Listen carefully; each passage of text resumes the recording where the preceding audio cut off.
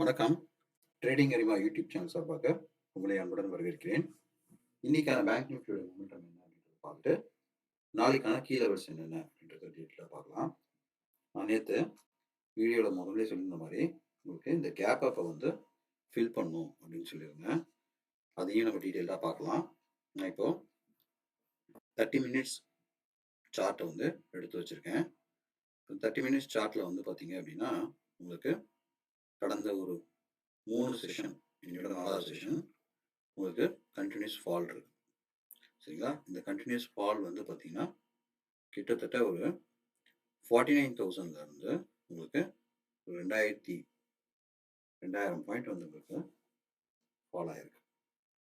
இது வந்து ஒரு 4 ட்ரேடிங் செஷன்லேயே உங்களுக்கு இது நடந்திருக்கு. இப்படி பார்க்கும்பொழுது உங்களுக்கு அதுவும் எஸ்பெஷலி இன்னைக்கு 1 மணி 1:15க்கு அப்புறம் வந்து பார்த்தீங்கன்னா ஒரு பெரும் ஃபால், மேஜர் டிசாஸ்டர்னே சொல்லலாம். அது சடனாக நடந்துருச்சு, யாரும் எதிர்பார்க்காத அளவுக்கு நடந்தது அப்படின்னு தான் சொல்லுவாங்க. ஆனால் நம்ம நேற்று சொல்லியிருக்கும் போது என்ன சொல்லியிருந்தோம் அப்படின்னா, சைக்காலஜிக்கல் லெவல் வந்து 47,000 அங்கே சப்போர்ட் எடுக்கிறதுக்கான வாய்ப்பு இருக்குது அப்படின்னு சொல்லியிருந்தோம். பட் இன்னைக்கு 47,069 அப்படின்றதுல உங்களுக்கு வந்து க்ளோஸ் ஆயிருக்கு. நாளைக்கு இதே கண்டினியூ ஆச்சு அப்படின்னா கண்டிப்பாக 46,400 அப்படின்றத தொடுவதற்கான வாய்ப்பு இருக்கு. ஸோ 46,400யும் நம்ம அதுலேருந்து சப்போர்ட் எடுக்குதா அப்படின்றத பார்க்கலாம். ஒருவேளை அதுவும் உங்களுக்கு ஃபெயிலியர் ஆகும் பட்சத்தில் அடுத்த சப்போர்ட்னு பார்த்தீங்கன்னா 45,800, அது 45,750 to 45,800 அந்த ரேஞ்சுக்கு உங்களுக்கு கிளியர் கட்டாக உங்களுக்கு கீழே விழுவதற்கான வாய்ப்பு இருக்கு. ஸோ 45,700 வரைக்கும் நம்ம எதிர்பார்க்கலாம். அப்படின்னா 47,000 வந்து இன்னொரு 2000 பாயிண்ட் கீழே விழுவதற்கான வாய்ப்பு இருக்கு. இது நிறைய பேர் நினைக்கிறோம் அப்படின்னா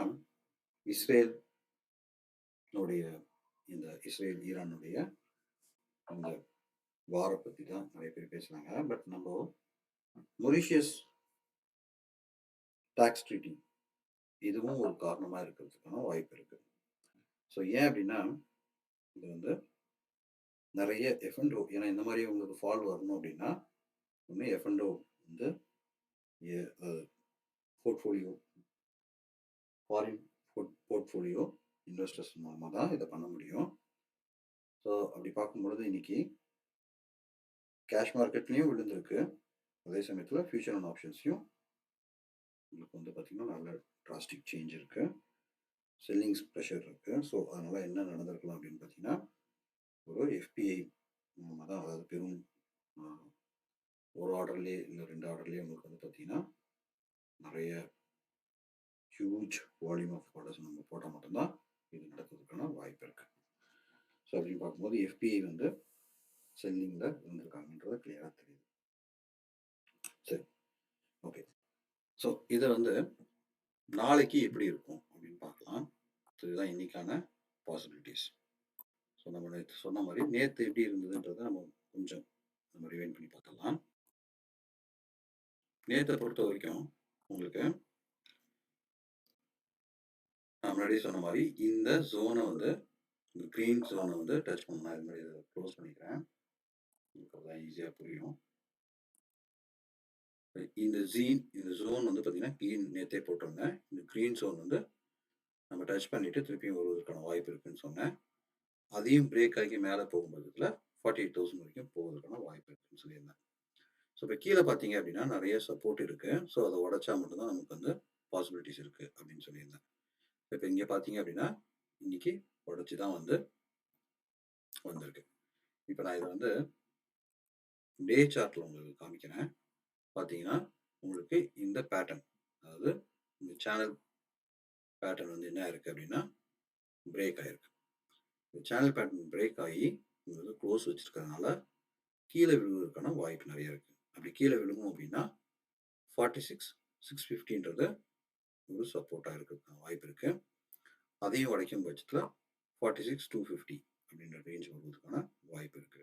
ஸோ நாளைக்கு 46,650 வரலாம். அப்படிலாம் இன்னும் இதே மாதிரி ஒரு ஃபால் இருந்தது அப்படின்னா 46,250 அப்படின்ற ரேஞ்ச் வரைக்கும் வருவதற்கான வாய்ப்பு இருக்கு.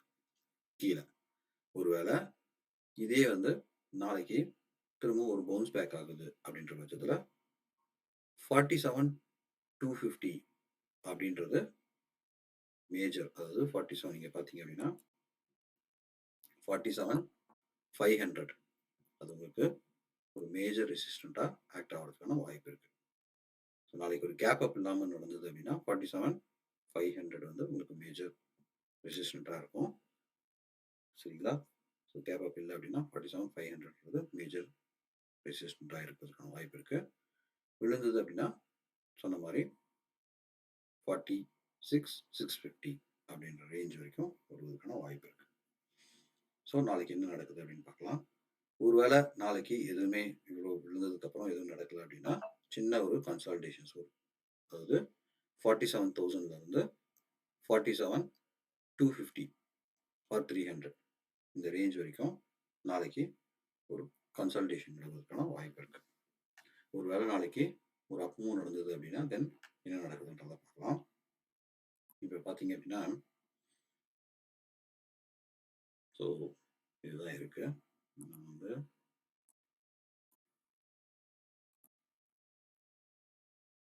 recent low to recent high போட்டேன் அப்படின்னா கரெக்டாக 47,057 அப்படின்றது வந்து 0.68 இருக்கு. ஒருவேளை நாளைக்கு அதுக்கு மேலே உங்களுக்கு சப்போர்ட் எடுக்குது அப்படின்ற பட்சத்தில் ஈஸியாக வந்து நமக்கு 47,500 அப்படின்ற ரேஞ்ச் போகிறதுக்கான வாய்ப்பு இருக்கு. ஒருவேளை 47,500 நான் ரீச் பண்ண முடியல அப்படின்னா திருப்பி ஃபாலோ ஆகிறதுக்கான வாய்ப்பு இருக்கு. அப்படி ஃபாலோ ஆச்சுன்னா 46,500 வரைக்கும் போகிறதுக்கான வாய்ப்பு இருக்கு. பட் நமக்கு வந்து சப்போர்ட் வந்து 46,650 இருக்கிறதுனால 46,650 வரைக்கும் வருவதற்கான வாய்ப்பு இருக்கு கீழே இருந்ததுன்னா. ஸோ நம்ம நாளைக்கு எதிர்பார்க்கறது வந்து 47,200 அந்த ரேஞ்சுக்கு போயிட்டு திரும்பவும் ஒரு ஃபால் வருவதற்கான வாய்ப்பு இருக்கு அப்படின்னு தான் நமக்கு ஸ்ட்ரக்சர் வைஸ் நம்ம சொல்லுது. புரியுதுங்களா? ஏன் அப்படின்னா இந்த சேனல் பேட்டர்ன் உடச்சதுனால ஸ்ட்ரக்சர் வைஸ் இப்படி இருக்கு. சரி, எமரல்ட் ஆஃப் பிவட் பாயிண்ட் என்ன சொல்லுது அப்படின்னு பார்த்தோம்னா நான் இதை 15 மினிட்ஸ் சார்ட்ல எடுத்துக்கிறேன். எமரல்ட் ஆஃப் பிவட் பாயிண்ட்ஸ் வந்து பார்க்கும்பொழுது ஒரு க்ளோஸ்டு ரேஞ்ச் கொண்டு இருக்கிறதுக்கான வாய்ப்பு இருக்கு. அப்படி க்ளோஸ்டு ரேஞ்ச் கொண்டு இருந்தது அப்படின்னா நாளைக்கு திரும்பவும் ஒரு பிக் ஃபால் வருவதற்கான வாய்ப்பு இருக்கு. ஸோ அப்படி விழும் பட்சத்தில் எவ்வளோ தூரத்துக்கு வரும்? இப்போ பார்க்கும்போதே 46,830 அப்படின்னு காமிக்குது. அதை விட்டோம்னா 46,650 கீழே போகுது. ஸோ அதாவது 46,600 அப்படின்ற ரேஞ்சுக்கு வருது. ஸோ 46,600 46,50 அது வரைக்கும் கீழே வருவதற்கான வாய்ப்பு இருக்கு. கீழே விழுந்து பவுன்ஸ் ஆகிறதுக்கான வாய்ப்பு இருக்கு. ஸோ இப்படி பார்க்கும்போது உங்களுக்கு இது தெரியுது. ஒருவேளை ஒரு கன்சல்டேஷன் நடக்குது அப்படின்னா நமக்கு மேஜர் மேலே வந்து பார்த்தீங்கன்னா 47,400 மேலே போகிறதுக்கான வாய்ப்பு ரொம்ப கம்மியாக இருக்குது. சரிங்களா? ஸோ நாளைக்கு 47,400க்கு மேலே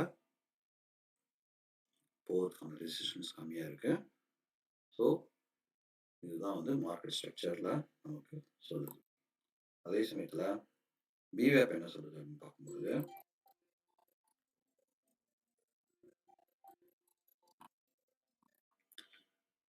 பிவேப் என்ன சொல்லுது அப்படின்னு பார்த்தீங்கன்னா அதுவும் உங்களுக்கு ஒரு நெகட்டிவ் பாயிண்ட் தான் கொடுக்குது. 47,430க்கு கீழே தான் விழுறதுக்கான வாய்ப்பு இருக்குது. 47 போகிறதுக்கான வாய்ப்பு இல்லை. விழுந்ததுன்னா அகைன் வந்து ஒரு இயர்லி விவேப் இருக்குது. இயர்லி விவேப் வந்து 46,724 அதாவது 46,725 அந்த ரேஞ்சில் இருக்குது. ஸோ நாளைக்கு கண்டிப்பாக 46,725 வருவதற்கான வாய்ப்பு இருக்குது அப்படின்றத பார்க்கலாம். சரி, இதுதான் வந்து ஸ்ட்ரக்சர் வைஸ் நமக்கு தெரியுது. அதே சமயத்தில் நமக்கு கம்யூலா பியூர் பாயிண்ட்ஸ் இதெல்லாம் பண்ணுது. ஓஏ டேட்டா என்ன சொல்லுதுன்னு பார்க்கலாம். ஓஏ டேட்டாவை பொறுத்த வரைக்கும் நாளைக்கு பேங்க் நிஃப்டியுடைய ஓஏ டேட்டா எடுத்து பார்த்தோம் அப்படின்னா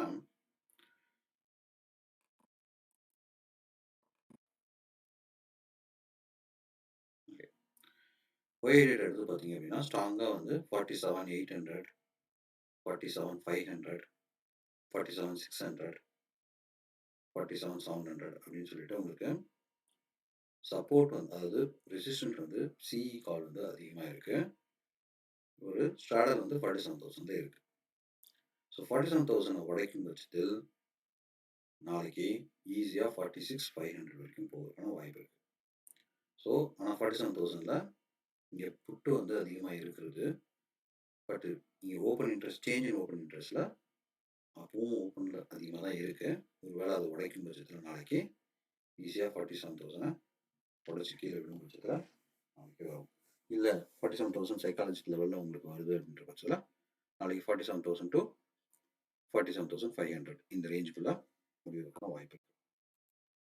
ஸோ நாளைக்கு ஒரு சைட்வேஸாக இருந்தது அப்படின்னா 47,000 to 47,500. அதாவது இப்போ நான் வரைஞ்சே காமிச்சேன். ஒன்று இது மேலே ஓப்பன் ஆகி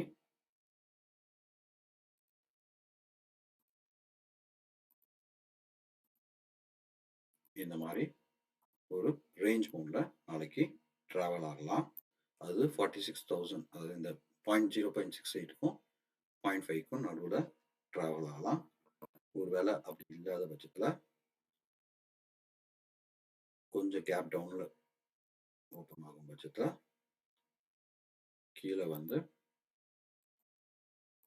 இப்படி உங்களுக்கு ஒரு பவுன்ஸ் பேக் டபிள்யூ பேட்டர்ன் போட்டு 47,150 ஆர் 47,000 மேலே க்ளோஸ் வைக்கலாம்.